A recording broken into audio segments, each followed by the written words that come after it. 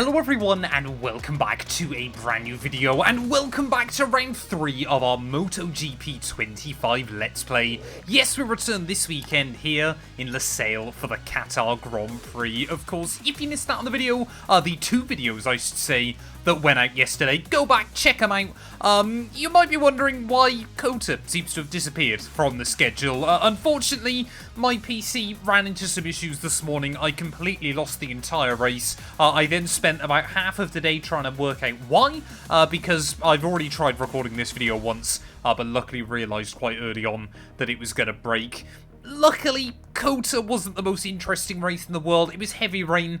We struggled again. We finished P22 thanks to a bit of carnage and chaos for some of the other riders. But yeah, so far this season, it's been very up and down. We're leaving the AI though at 95 because I'm definitely getting more and more competitive. But with one round to go though, we still need to stay ahead of our teammate Detweiler at the moment. Adrian Fernandez leading the championship, 11 points clear of Jose Antonio Rueda, with Furasato, Bequeras and Carpe inside the top 5. We are 7th still, thanks to my 25 points back in Chang.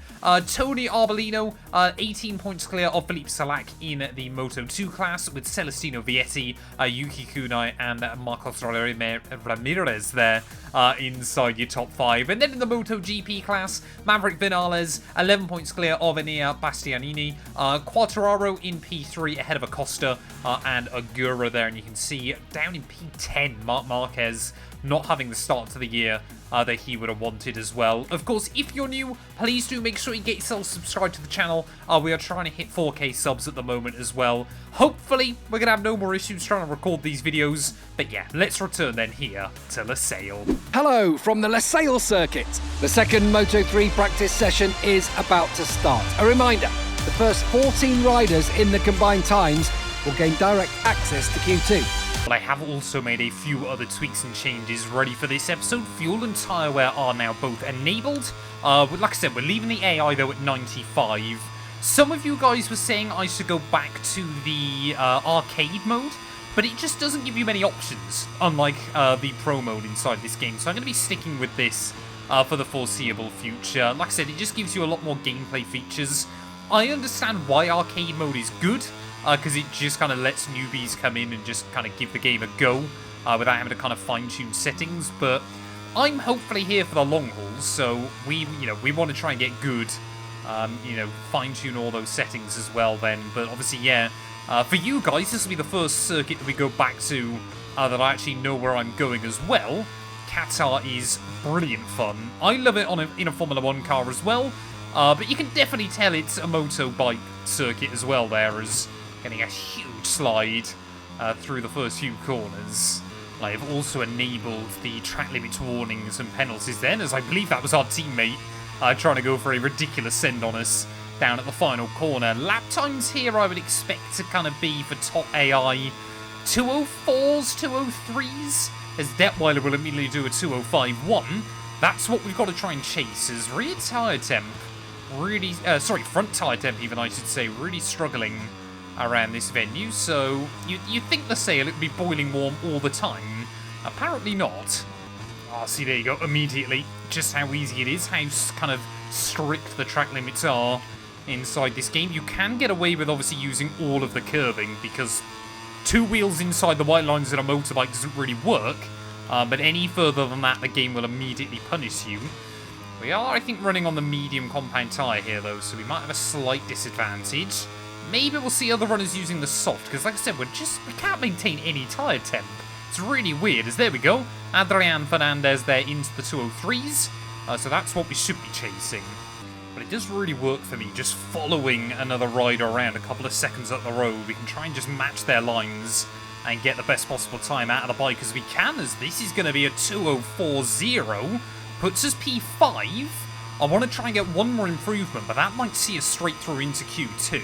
There we go then. I knew we could be more competitive when we started heading back to venues. I remember Antonio Rueda will do a 203.8 to go fastest in free practice 1, but we will end up in P6 there, so immediately putting ourselves through into Q2. Very, very happy with the time on the board. Our teammate, though, seems to be down in P17, so he's going to have to try and fight his way through. but very happy to just be straight into Q2 again. We're back at the circuit for the second Moto3 qualifying session. The first riders are about to get out on track and battle their way to the best grid positions for tomorrow's race. Well, I don't know if it's a setting I've missed or just not really a feature inside the game, but we have a lot of compounded tyres. What is our teammate doing? We're both trying to get into qualifying, and he's rammed into the side of me. At least I get to follow him again on this lap, but yeah, so we've got like 6 sets of soft compound tyres this weekend. Now, we won't use them in the race, but my plan is basically go out, do 2 laps, pit back in, bolt on a fresh set of softs, and then do 2 more laps. That's my goal this session, and I want to get into the 203s. But I definitely feel like I'm, getting a greater understanding of what you can and can't do with the bike. Everything I learned on MotoGP 24 seems to be coming back to me. No idea how that isn't a track limits violation. That is, though. That's not ideal as we go full ragdoll down in towards one of the fastest corners in the sport. Not exactly what I wanted. To be honest, motorbike racing should really suit me in terms of the driving or riding style, I guess I should call it. Because I really do like to kind of go slow in and get a bit of a switchback on the exits of corners. That's just how my kind of style works on games. But 3/10 up, though, by the time we get down in towards Sector 3. Of course, in a Formula 1 car, this is all pretty much flat out right on the ragged edge. Not quite the same on a Moto 3 bike. I definitely need to do a comparison between the MotoGP and F1 24 or 25, obviously, when that comes out at the end of the month. But 10 seconds up then, near enough, by the time we head in towards the final corner. We need to be a good sort of 12 or 13, as Angel Paqueras will do a 2:03.3. Again, I'm so not used to lap times being in the 2 minutes on any game. Not a bad first lap of a 4:08, but definitely a lot more in it. Unfortunately, I've got no more fuel. Well, 3.5 minutes then left on the clock as we head back out for our final couple of laps here of the session. Currently down in last place, but I definitely think, we can get up and in amongst it if we really get a lap time nailed. I reckon a 3.5 is doable around this circuit for me. So let's just focus up and we'll try and get a good time on the board. Hopefully, won't have to deal with too much traffic either, as into turn 1, got to brake super late and kind of use that little bit of camber to help you, and immediately invalidate. That was really stupid. Well, hopefully it'll help me sleep at night just a little bit better, knowing that plenty of the AI are also picking up track limit invalidations on their runs. But as we get back out then, like I said, I really need to focus here. We've got a couple of riders that we can chase on this last lap, but after a really good practice, I do not want to end up right at the back of the pack.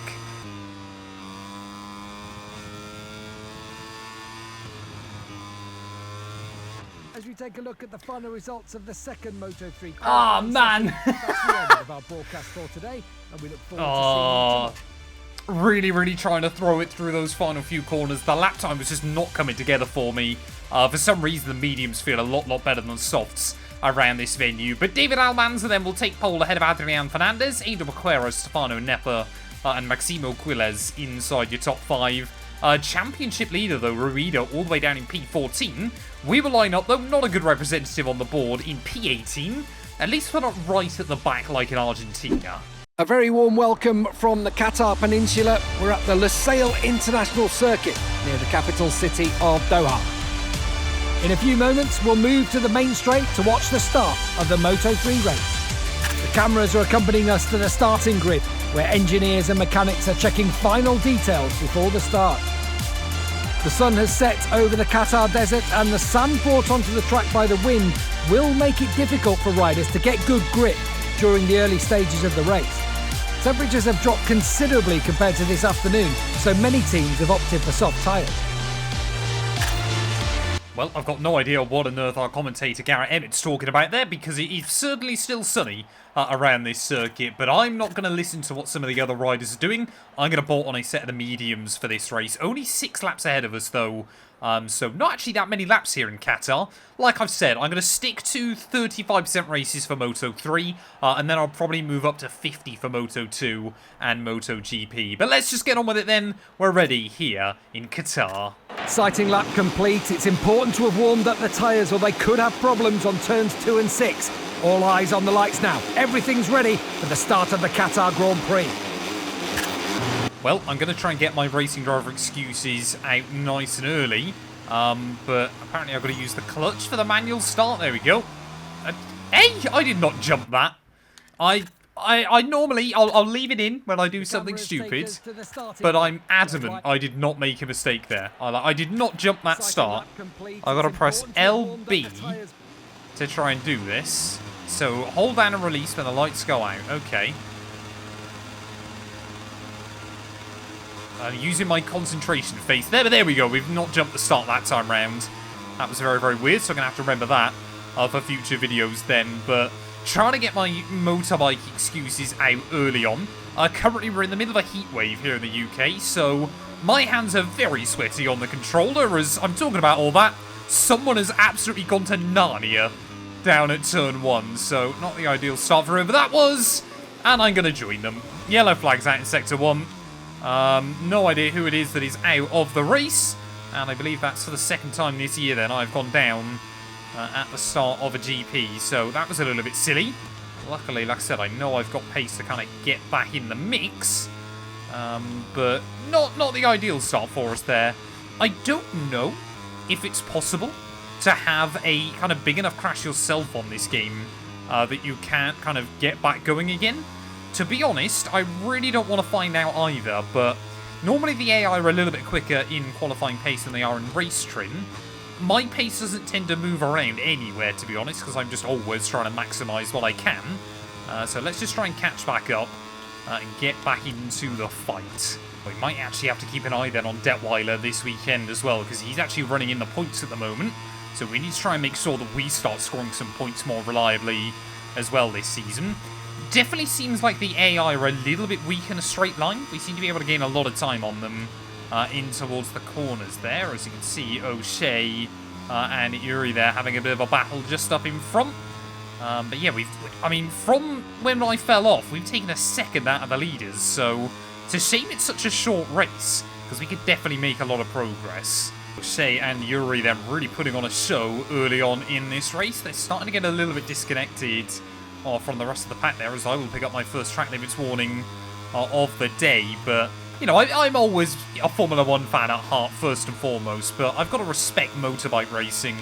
You know, you do tend to get a lot more action in it, and, well, that can kind of work one of two ways. Either the way it works in, like, MotoGP, where it's great fun, or it works a bit like where it does in Formula E, and it's just really frustrating, because no kind of overtake has any value to it. But down in towards the final couple of corners then of lap 2. Already picked up my first 2 warnings of the day, so I've got to be careful with those. Already at 1/3 distance in this race as we navigate the final corner. But let's see if we can try and get a run on these two then.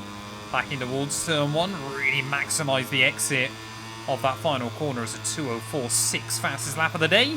We will run a 2:05.1 there, but 3 wide on the run back down towards turn 1. I think we've just got a little bit more in the tank there, so we should hopefully get through as yellow flag's out down at turn 1.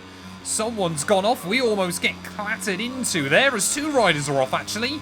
Nepa was one of them, and I think it's Quilles was the other, so a little bit of chaos and carnage as, again, AI trying to have a look. You know, we take some very, very different lines to the AI here early on. Oh, they will try and lean on me, so I will do the same to them. That could have been disastrous as, I mean, look at that, just going for dive bombs everywhere. This is fantastic.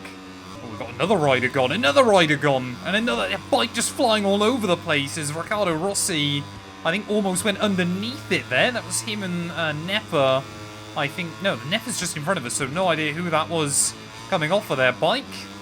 But either way, yeah, this race, wouldn't expect Qatar to particularly be a race of attrition, but apparently that's how things are looking early on here. We're back up inside the top 20 as well. Rossi and Nepa just in front of me making a little bit of a mistake.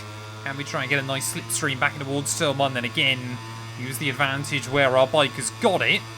So we're, yeah, only 3/10 away from the fastest lap of the day so far. 244 kilometers an hour. That's about 150 miles an hour as these two really getting the elbows out with each other. Riccardo Rossi will glance over the curbing through turn 1. Will he be able to get the power down off of turn 2, though? As we're going to try and do the odd up and under if we can. Just got to be careful of Nepa having a look for moves as well, but super important that we kind of build up the confidence to kind of race wheel to wheel with some of the other guys there, as Riccardo Rossi, very lucky not to come off, bouncing kind of over that curbing. So we will again rub our motorbikes up against each other, but we'll make it through, and we're into 18th. Well, someone else then has come off their bike as well with just one lap to go, I believe. That's the Argentinian rider who fell off all the way back in Argentina, wasn't it, at the start of that race? But one more lap to go then. I think in MotoGP, I could be wrong, but it's the top 15 riders score points, so we are almost back then into that top 15. New fast lap of the day goes to showcase the pace we have had so far in this race there, and that's a big confidence boost for us as well. As back down through turn 1 then, no idea what position Detweiler's running in. I think I can just see his green suit a little bit further up the road. But I mean, look at this, 2-3 wide everywhere in front of us. All the other riders really putting on a show right now. But it's a battle of who's got the best lines, who's got the most tyre left as well. Mediums were definitely the right choice, I feel, today. But those tyres, yeah, absolutely falling off a cliff towards the end of this one. We have got one more track limits warning we can afford to use if we need to. But to the outside them of, I think it might be Lundgaard. I might be, again, getting junior Formula names all muddled up and everything like that. But not long to go then of this race. It'll be really good. We can have a good late race battle there as well. A couple of riders in front get a bit of a wobble on as well. So got to be super, super careful that we don't kind of follow them and make any mistakes there. Again, bouncing over those curbs. Can see the rider get a little bit of a wobble as we try just to remain consistent, get a good run out what is the Formula 1 exit of Sector 2. I believe we're most of the way through Sector 3 on this lap, but another 3/10 up. So as the fuel burns off, everybody getting quicker and quicker there. Oh, again though, we just make a little bit of a mistake through the first part of the triple right-hander. Are we going to be able to utilise that though to the best of our ability? Oh, a little bit of contact. We're going to move one of the riders out of the way. Not quite sure whether MotoGP stewards or how they'll feel about that one. But one more corner to go then of this race. You can see Pin just in front trying to go defensive. Can we get on the brakes? Oh, another couple of riders have gone down. Chaos at the final corner. Can we get a run around the outside? Yes, we can. And out of nowhere, we're going to finish P14. I think I got a penalty, though. I think I got a penalty at the end of the race. Director to take us to the Parc Ferme to meet today's stars. Let's take a quick look at the final results of this Moto3 race. Well, there we are then. David Almanza will take the dub ahead of Adrian Fernandez there. Paqueiros, Buchanan and Carraro will round out your top 5. But did I get a penalty right at the end of the race there? Pinny comes through for 14th. We did! No! Where's that going to leave us when all is said and done? We're going to be right down at the bottom of the order. And how can it give you a penalty? Literally at the final turn. Don't know if we can kind of see. I'm guessing it was a 2 or... no, it must have been a 3-second penalty in the end. So it would have been in P14. That is devastating. But what chaos at the end of the race there. And honestly, as disappointed as I am with the fact that we don't obviously get the points and the result we would have wanted, the fact that we survived, the fact that we're getting more and more competitive, I'm pretty happy with there. Perone, Yamanaka, Quilles and Batelli all failing to see the checkered flag. You can see in the Riders' Championship, we're down to 8th now, as Ralston will move up the order. Adrian Fernandez, though, continuing with his consistent start to the year, with a big lead over Furusato and Ruida as well there. In the Constructors' Championship, CIP, we're still in P5 at the moment, but we need to start scoring more points between the two of us as well. Thank you all so much for watching. If you have enjoyed, please do make sure to leave a like, get yourself subscribed, and we'll be back very soon ready. I think we're back in Europe.